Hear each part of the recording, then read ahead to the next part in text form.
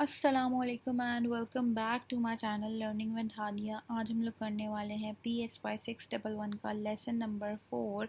इसमें हम लोग ये डिस्कस करेंगे कि एथिकल प्रिंसिपल्स क्यों ज़रूरी होते हैं और हम लोग वो कैसे फिक्स करेंगे किसी भी एथिकल प्रिंसिपल को इम्प्लीमेंट करने की रिस्पॉन्सिबिलिटी। एथिकल प्रिंसिपल डेवलप किए जाते हैं, इसलिए डेवलप किए जाते हैं ताकि to fix responsibility to individuals तो दे मे बिहेव रिस्पॉन्सिबली कि जो भी इंडिविजुअल जो है ना वो रिस्पॉन्सिबली बिहेव करे किसी भी पर्टिकुलर सेटिंग में, जब भी वो एथिकल प्रिंसिपल जो है ना उनको अप्लाई कर रहा हो। कोई भी एथिकल प्रिंसिपल्स जो भी हो, फॉर एग्जांपल इसमें क्या, अच्छा इसमें जो है ना रिस्पेक्ट है, बेनिफिशेंस है, दूसरों की जो है ना जस्टिस पे काम करना, दूसरों के राइट्स और डिग्निटी का ख्याल रखना, ये सब कुछ पढ़ेंगे। बहुत आसान है, बहुत ही ज़्यादा ईजी समझ लें आप। तो यहाँ से पढ़ लेते हैं। The manner in which the ethical principles apply and the context they apply in will inevitably change over time. The existence of ethical principles contribute to achieving the aims in scientific research, honesty, knowledge and error avoidance. अच्छा, इसमें जो है ना एक बंदा था social psychologist, तो उन्होंने अपनी रिसर्च में जो है ना अपनी तरफ से डाटा को फैब्रिकेट किया, जिसकी वजह से जो है ना उनको फायर भी कर दिया गया।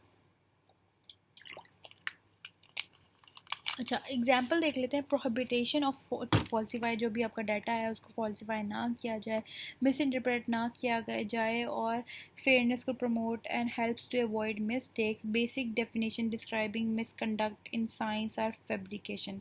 उस बंदे ने भी फैब्रिकेट किया, अपनी तरफ से डाटा बनाया, अपनी तरफ से बातें बनाई, जो कि बोला था फॉल्सिफिकेशन एंड पेल्जरिज्म। पेल्जरिज्म मतलब चीटिंग करना, या जैसे कि एक दूसरे का मिलती जुलती असाइनमेंट्स बनाते हैं, जैसे कि इस तरह की पेल्जरिज्म, पेल्जराइज्ड किस्म के आर्टिकल्स या डाटा वगैरह लिखना है रिसर्च में।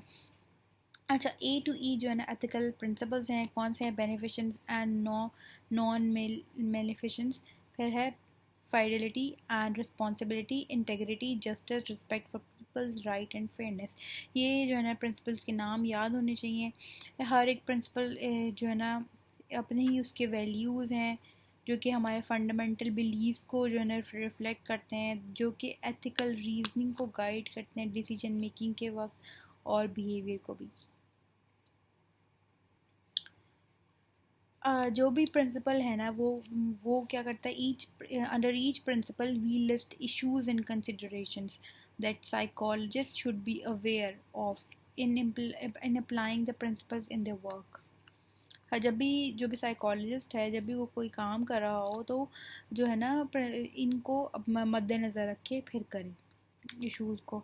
तो बेनिफिशंस एंड नॉन मेलिफिशंस देख लेते हैं कि बेनिफिशंस क्या है। जब हम लोग बेनिफिट प्रोवाइड करें किसी भी किसी के ट्रीटमेंट का, ठीक है, involves balancing the benefits of treatment against the risk and cost के उसको बैलेंस करे ट्रीटमेंट को, अगर रिस्क और कॉस्ट की जो भी उसको ना ज़्यादा जो है ना बेनिफिट हो उसमें involved, whereas non-maleficence involved avoiding the causation of harm के harm को जो ज़्यादा से ज़्यादा अवॉइड किया जाए, कम से कम हो। क्योंकि हर ट्रीटमेंट में कुछ डिग्री का हार्म ज़रूर होता है, लेकिन साइकोलॉजिस्ट को ये मद्देनज़र रखना है कि हार्म जो हो वो कम से कम हो, बेनिफिट ज़्यादा हो, और जो है ना रिस्क को कॉस्ट को असेस कर ले पहले, और ये देखे कि हार्म कम से कम हो। And the principle would imply that harm should not be disproportionate to benefit the treatment. The beneficence and non-maleficence principle guides psychologists to protect rights. Psychologist को गाइड करता है कि वो राइट्स को, और जो भी लोग उसके साथ काम कर रहे हैं प्रोफेशनली, उनके राइट्स को प्रोटेक्ट करे, वेलफेयर को प्रोटेक्ट करे, इनकी अपने क्लाइंट्स को जो है ना जब भी उनकी क्लिनिकल प्रैक्टिस में उनके जो क्लाइंट्स होते हैं या एनिमल्स इन्वॉल्व होते हैं रिसर्च में या एक्सपेरिमेंटेशंस में, या कोई भी इन्वॉल्व होता है, उनको उनके उनकी वेलफेयर और उनके राइट्स का ख्याल रखे।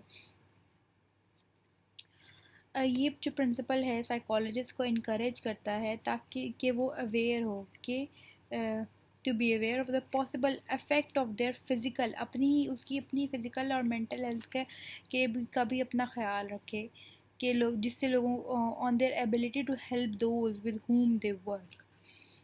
और ये एक्टिंग इंडिपेंडेंटली के लोग जो रिसर्चर रिसर्च में अगर वो काम कर रहे हैं तो वो इंडिपेंडेंटली काम करें और दूसरे की कोई भी स्पॉन्सरशिप पे या कोई एफिलिएशंस पे काम ना करे जो कि उनके रिजल्ट्स को जो है ना इन्फ्लुएंस कर सकता है। फॉर एग्जांपल अगर कोई भी कंपनी के साथ अगर आप स्पॉन्सरशिप पे काम कर रहे हैं तो आपके रिजल्ट्स पे जो है ना उनका इन्फ्लुएंस होगा, क्योंकि वो एफिलिएट आपकी जो भी एक्सपेरिमेंट होगी या कोई कुछ भी होगा। फॉर एग्जांपल कोक की कंपनी के साथ अगर आप काम कर रहे हैं तो वो जो है ना वो चाहेंगे कि उनके हक में रिजल्ट्स आए, तो वो ना करें आप, एफिलिएशंस ना हो, स्पॉन्सरशिप्स ना हो।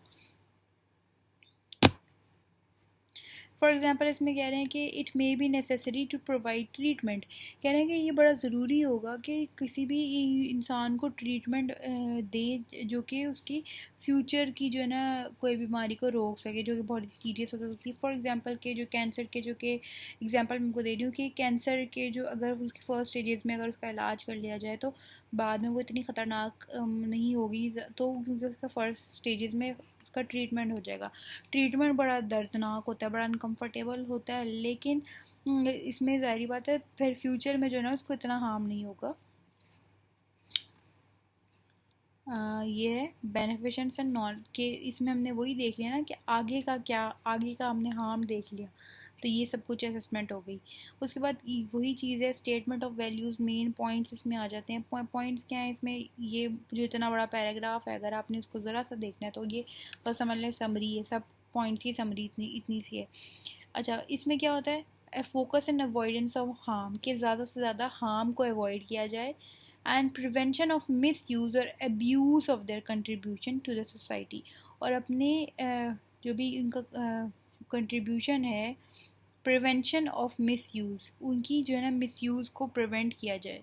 और in order to do so they should respect for the welfare of humans को, नॉन ह्यूमंस को भी इन्होंने कहा है, एनिमल्स के बारे में भी जिक्र है कि उनकी जो है ना वेलफेयर का, उनके राइट्स का ख्याल रखा जाए। जो भी इस दुनिया में लिविंग चीज़ें हैं, जो भी आपके उस वक्त एक्सपेरिमेंट में लोग आपके साथ काम कर रहे हैं, प्रोफेशनली भी हों, बेशक क्लाइंट्स हों आपके, ह्यूमंस हों, एनिमल्स हों, उनके राइट्स का ख्याल रखा जाए और किसी को सफरिंग या पेन ना पहुँचाया जाए, किसी को ऑफेंस ना पहुँचाया जाए। आगे फेडलिटी एंड रिस्पॉन्सिबिलिटी, इसमें है कि साइकोलॉजिस्ट को जो है ना अपना ट्रस्ट का रिलेशनशिप बिल्ड करे जिसके साथ वो काम कर रहे हैं।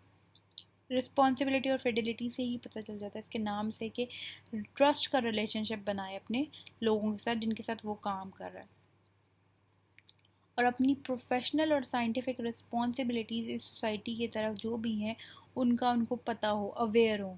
ये नहीं कि कुछ पता ही नहीं है बस करते जा रहे हैं काम, सब उनको पता हो, उनके रिस्पॉन्सिबिलिटीज़ का पता हो, और जिस कम्युनिटी में वो काम कर रहे हैं उनके अंदर भी रहते हुए उनकी तरफ उनकी क्या रिस्पॉन्सिबिलिटी है उसका भी उसको पता हो।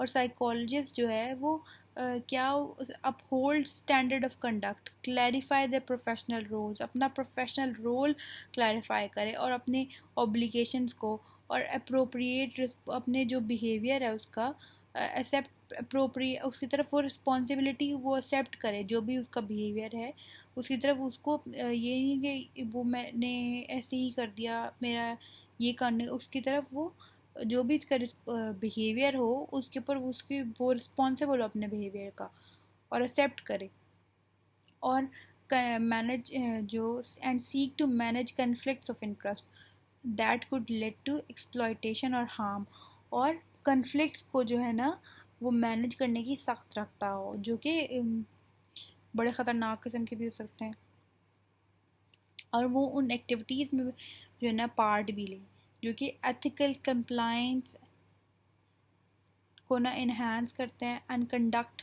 ऑफ देयर कोलीग्स, उन एक्टिविटीज़ में पार्ट ले जिसमें उनका एथिकल कंप्लायंस इन्हांस हो और उनके जो भी साथ में लोग काम कर रहे हैं उनका उनका भी जो कंडक्ट है वो भी जो है ना अच्छा हो। Psychologist consult with, refer to और कोऑपरेट विद अदर प्रोफेशनल्स।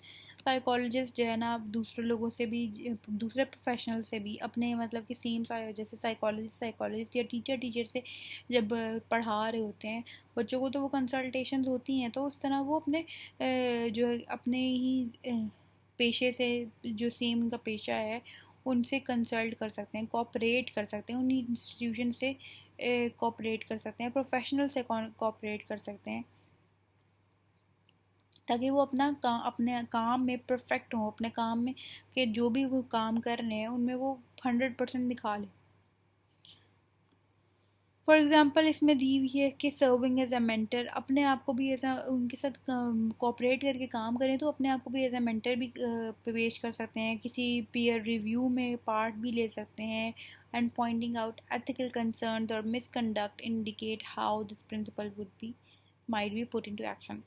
आगे स्टेटमेंट ऑफ वैल्यूज़ में क्या है, psychologists value the continuing development and maintenance of high standards of competence in their professional work, कि वो जो भी उनका प्रोफेशनल काम है उनका उसमें हाई स्टैंडर्ड्स हो, कॉम्पिटेंस हो उनके काम के अंदर। इसके लिए उनको क्या करना चाहिए, recognise limits of their skill, कि जो भी उनका काम है, उनकी ट्रेनिंग है, उनकी नॉलेज है, उसकी लिमिट वो जांच लें कि हाँ मैं ए लेवल पे प्रोफेशनल हूँ, मैं बी लेवल पे प्रोफेशनल हूँ, मैं इस काम में सी लेवल पे प्रोफेशनल हूँ, मेरी एक्सपर्टाइज का एरिया कितना है, मैं बिगिनर हूँ, इंटरमीडिएट हूँ कि प्रोफेशनल हूँ, इस तरह का। अपहोल्ड द प्रोफेशनल अकाउंटेबिलिटी, तो इसी में आ रहा है इंटेग्रिटी, रिस्पेक्ट जिसको कहते हैं। Acting with integrity includes being honest, truthful, accurate, and consistent in one's action, word, decisions, methods, and outcomes. ये थर्ड प्रिंसिपल बेसिकली समराइज करता है कि हम जो साइकोलॉजिस्ट हैं उनको क्या करना चाहिए, क्या नहीं करना चाहिए, what we are supposed not to do in our practice as researchers, कि हमें वो कौन से काम है जो नहीं करने चाहिए एज ए रिसर्चर्स। हमें कह रहे हैं कि हमें इंटेग्रिटी से काम करना चाहिए, जिसमें ऑनेस्टफुल बंदे को होना चाहिए, ट्रूथफुल होना चाहिए, एक्यूरेट होना चाहिए, अपने एक्शंस में जो है ना वो कंसिस्टेंट रहना चाहिए, अपने वर्ड्स में, डिसीजंस में, मेथड्स में, आउटकम्स में। It require setting self interest to, ये थी ना ये जी मिस्टर डायर, ये जिनके बारे में मैं आपको बता रही थी, यस इनकी जो है ना मैं इनका लिंक भी लगा दूंगी नीचे। सोशल साइकोलॉजिस्ट थे बेसिकली ये। इन्होंने क्या किया था, इन्होंने 30 जो है ना पेपर्स में कहा who fix the result in over 30 of his paper. तो इन्होंने क्या किया था, फैब्रिकेट किया था डाटा को। This principle suggest that psychologist should promote accuracy, कि साइकोलॉजिस्ट को एक्यूरेसी प्रमोट करनी चाहिए, ऑनेस्टी, और किसी का काम इसको है ना पेल्जराइज नहीं करना चाहिए, चीट नहीं करना चाहिए किसी काम को, उसी की तरह की जो है ना कॉपी, कान जैसे कहते हैं ना कान जैसे पकड़ो या उधर से पकड़ो, बात एक ही है, तो इस तरह की बातें नहीं करनी चाहिए। पेल्जराइज किस्म के काम नहीं करना चाहिए कि दूसरों के काम से आपका काम मिलता जुलता है, इस तरह की चीज़ें नहीं करनी चाहिए और अपना नाम दे दो, this is very wrong. Statement of values कहने जैसे जैसे कि इसमें एक एग्जांपल आपको मैं दे सकती हूँ पैल्जराइज्ड की, कि जैसे वो नच पंजाबन नच का जो आजकल बड़ा चल रहा है, बरारुल हक कह रहे हैं कि ये तो मेरा गाना था, तो वो कहना नहीं ये वो हमने उधर से ख़रीद लिया, लेकिन वो उनकी कॉपी की गई है और वो मान ही नहीं रहे इंडियंस। तो खैर let it be. Statement of values देख लेते हैं। साइकोलॉजिस्ट वैल्यू ऑनेस्टी, ऑनेस्टी को वैल्यू दें, प्रोबिटी, एक्यूरेसी, क्लैरिटी और फेयरनेस को काम इनको वैल्यू दें जब वो काम कर रहे हो लोगों के साथ। इसको करने के लिए दे शुड अवॉइड एक्सप्लॉयटेशन, उनको दूसरों को एक्सप्लॉयट नहीं करना चाहिए, एंड कन्फ्लिक्ट्स ऑफ इंटरेस्ट उनको भी, एंड मेंटेन द पर्सनल, और अपनी पर्सनल बाउंड्रीज़ को अलग रखें, अपनी प्रोफेशनल बाउंड्रीज़ को अलग रखें। मिसकंडक्ट को अवॉइड, एड्रेस द मिसकंडक्ट, जो भी गलत हुआ है उसको एड्रेस किया जाए। जस्टिस क्या है, justice is a concept intended to promote fair and equitable treatment of individuals. Within the population. Justice कहने एक कंसेप्ट है जिससे हमें पता चलता है जस्टिस के नाम मतलब उसका मतलब हमें पता है फेयर, जस्ट होना, इक्वल राइट्स देना इंडिविजुअल्स को जो भी पॉपुलेशन में है।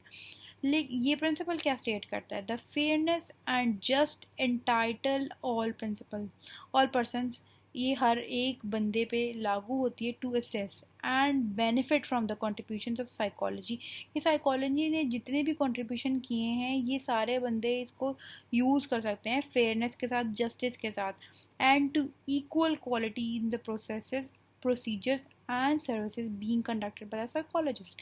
और इक्वल किस्म की उसकी क्वालिटी होनी चाहिए, जो भी प्रोसेसेस यूज़ होंगे, जो भी प्रोसीजर्स होंगे, जो भी सर्विसेज यूज़ होंगे बाय साइकोलॉजिस्ट के, वो इक्वल होने चाहिए, इक्वल क्वांटिटी में भी क्वालिटी में भी, जो है ना इक्वल, मतलब क्वालिटी में इक्वल होना चाहिए, फेयरनेस और जस्ट क्वालिटी वाइज भी इक्वल होना चाहिए।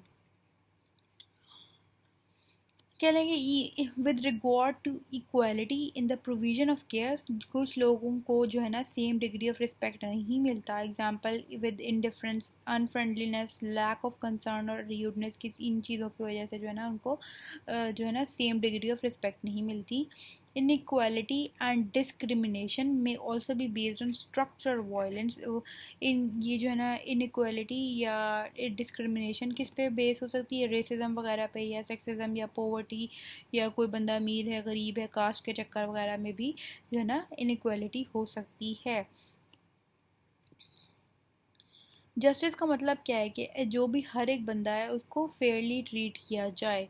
Psychologists exercise reasonable judgment and take precautions to ensure their potential biases, the boundary of their competence and the limitations of their expertise do not lead to unjust practices। के psychologist को ये बात मद्देनजर रखनी चाहिए कि कुछ भी अनजस्ट ना हो, सब कुछ वो जो है ना जस्टिस को देख, जस्टिस बाय इक्विटी करें वो। आगे इसमें स्टेटमेंट ऑफ वैल्यूज़ कितना है, ये थोड़ा सा ये रह गया। अच्छा, स्टेटमेंट के जो भी बंदा है उसकी जो भी नीड्स हैं उनको जो है ना the psychologist value the needs of people, उनकी जो है ना ज़रूरियात को वैल्यू करे एंड मेक और रीज़नेबल एफर्ट करे उनकी मदद करने के लिए। लोगों को इसके लिए क्या करना चाहिए, उसके लोगों की एबिलिटी को और उनकी कैपेबिलिटी को रिस्पेक्ट करे, और जो है ना रीज़नेबल शेयर दे हर एक बंदे को। डिस्क्रिमिनेशन को कि इन जो हम लोग डिस्क्रिमिनेशन जैसे अमीर गरीब का या काला गोरा जो डिस्क्रिमिनेशन होती है, मुझे उर्दू में वर्ड करना नहीं आ रहा, तो डिस्क्रिमिनेशन को अवॉइड करे, प्रेजुडिस को अवॉइड करे, रिस्पेक्ट दे। आगे है प्रिंसिपल ई रिस्पेक्ट, लोगों को respect they. Respect for the dignity of the persons and the people is one of the most fundamental and universal ethical principle के लोगों को रिस्पेक्ट देना पूरी जोग्राफिकल और कल्चरल बाउंड्रीज़ के पूरे उसमें जो है ना सबसे ज़्यादा ज़रूरी है, और प्रोफेशनल डिसिप्लिन में भी सबसे ज़्यादा ज़रूरी है कि आप दूसरों को इज्जत दें। Respect for dignity recognises the inherit worth of all human beings, कि जो भी हर एक बंदा है कि वो इक्वल मॉरल कंसिड्रेशन का जो है ना वो मालिक है, उसको हर तरह से इक्वल जो है ना रिस्पेक्ट दी जाए। कि बेशक वो सोशल सोसाइटल डिफरेंसेस बेशक आपके अंदर हों, बेशक आप काले हों, गोरे हों, अमीर गरीब जो भी हैं, क्या कहते हैं, क्रिश्चियन मुसलमान, जो भी मसले वो भी हैं, जेंडर वाइज जो भी मसले हैं, आप उनको साइड पे रख दें, और आपने एज अ ह्यूमन बीइंग, सबसे पहले इंसानियत है, आपने उनको रिस्पेक्ट देनी है as a human being. Leave all the things beside. This inherent worth means that all human beings are worthy of equal moral consideration। Inherent worth, कि inherent worth का मतलब क्या है कि हर एक इंसान जो है वर्दी है, उसको वैल्यू है ऑफ इक्वल मॉरल कंसिडरेशन, कि उसको मॉरल कंसिडरेशन हर तरह की जो है ना इक्वली दी जाए। For example people may have specific concern related to their age, socio economic status, जो बात मैंने आपको बताई है ऊपर, वो ये है, छोड़े इसको, वही जो डिफरेंसेस अमीर गरीब काला गोरा फर्ज। अच्छा, इसमें स्टेटमेंट ऑफ वैल्यूज़ कह रहे हैं कि जो साइकोलॉजिस्ट है उसको डिग्निटी को हर तमाम लोगों की, बेशक अमीर हो, गरीब हो, काला हो, गोरा हो, मुसलमान हो, नॉन मुस्लिम हो, सबको जो है ना रिस्पेक्ट देनी चाहिए with particular regards to people right. इसके लिए उनको प्राइवेसी और कॉन्फिडेंशियलिटी को उनको कंसीडर करना चाहिए, लोगों की कंसेंट को, इश्यूज ऑफ पावर को और सेल्फ डिटर्मिनेशन को। तो ये था आज का लेक्चर, उम्मीद है आपको पसंद आया हो। मिलते हैं नेक्स्ट लेक्चर में, तब तक के लिए टेक केयर, अल्लाह हाफिज़।